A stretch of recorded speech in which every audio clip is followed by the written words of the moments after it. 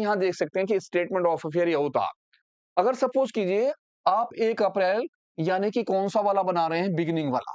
अगर आप बिगिनिंग की स्टेटमेंट ऑफ अफेयर बना रहे हैं, तो आपकी जितनी भी एसेट्स होंगी, आप सभी एसेट्स को उठाकर यहाँ पर रख देते हैं और सभी की अमाउंट आपके यहाँ आ जाएँगी।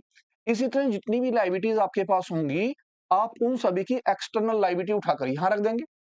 जब आपके पास एसेट्स भी होंगे और लायबिलिटी भी होंगी, तो आप करेंगे क्या चीज़, कैपिटल फाइंड, इंटरनल लायबिलिटी। आप जितनी भी एसेट्स हैं, सभी एसेट्स में से लायबिलिटी को क्या कर लेंगे, माइनस कर लेंगे। आपने एसेट्स में से लायबिलिटी माइनस कर दी और आपका जो आंसर निकल के आएगा, आप उसे क्या लिख देंगे, कैपिटल। इस तरह से हमारी कैपिटल क्या हो जाएगी, फाइंड हो जाएगी। अब हमें देखना ये है कि अगर वो 1 अप्रैल की है स्टेटमेंट, तो हम कहेंगे बिगिनिंग की कैपिटल, इस आप कैपिटल को बिगिनिंग की बोलेंगे।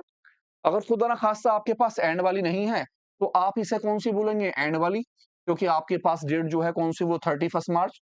इसी तरह आप एंड वाली बैलेंस शीट के लिए बैलेंस शीट बनाएँगे। आप इस स्टेटमेंट ऑफ ईयर बनाने के लिए जितनी भी 31 दिसंबर या 31 मार्च की एसेट्स होंगी, सभी को यहाँ लिख लेंगे। जितनी भी आपके पास लायबिलिटी होंगी, उन सभी लायबिलिटीज़ को आप उठाकर यहाँ रख लेंगे और दोनों का क्या निकाल लेंगे, डिफरेंस। अब जो अमाउंट निकल के आएगी, वो आपकी क्या कहलाएगी, यहाँ पर कैपिटल।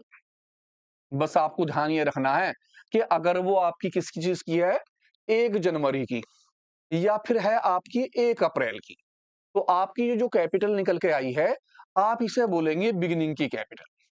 अगर सपोज कीजिए आपकी ये 31 दिसंबर की है इन्फॉर्मेशन या फिर आपकी इन्फॉर्मेशन 31 मार्च की है, तो आपकी ये जो कैपिटल निकल के आई है, आप इस कैपिटल को कौन-सी वाली कैपिटल बोलते हैं, एंड वाली कैपिटल। अब कोई फ़र्क नहीं पड़ता कि आपके पास बिगिनिंग की है या एंड की है। अगर आपके पास बिगिनिंग की कैपिटल नहीं दे रखी है, तो आप बिगिनिंग के लिए क्या बना लेंगे, स्टेटमेंट ऑफ अफेयर। अब यहाँ पर हम इसे बैलेंस शीट का नाम नहीं देते, हम इसे नाम देते हैं स्टेटमेंट ऑफ अफेयर। क्यों देते हैं स्टेटमेंट ऑफ अफेयर? क्योंकि एक्चुअल में बैलेंस शीट के अंदर कैपिटल गिवन होती है। आपके पास कैपिटल भी होती है, आपके पास एसेट्स भी होती हैं, आपके पास लायबिलिटी भी होती है। आप उसे बैलेंस शीट बोलते हैं। यहाँ पर आपके पास लायबिलिटीज और एसेट्स होती हैं, इनके थ्रू आप कैपिटल निकाल रहे होते हैं। तो हम इसको इसी के ऊपर अपना क्वेश्चन लेते हैं। ये देखते हैं कि किस तरह से इस क्वेश्चन के अंदर इन स्टेटमेंट ऑफ अफेयर को बनाया जाता है। प्रॉफिट लॉस कैसे कवर करेंगे? तो एक छोटा-सा क्वेश्चन ध्यान से देखते रहिए। पहला क्वेश्चन मेरा है, कहते हैं मिस्टर रोहित जो हैं,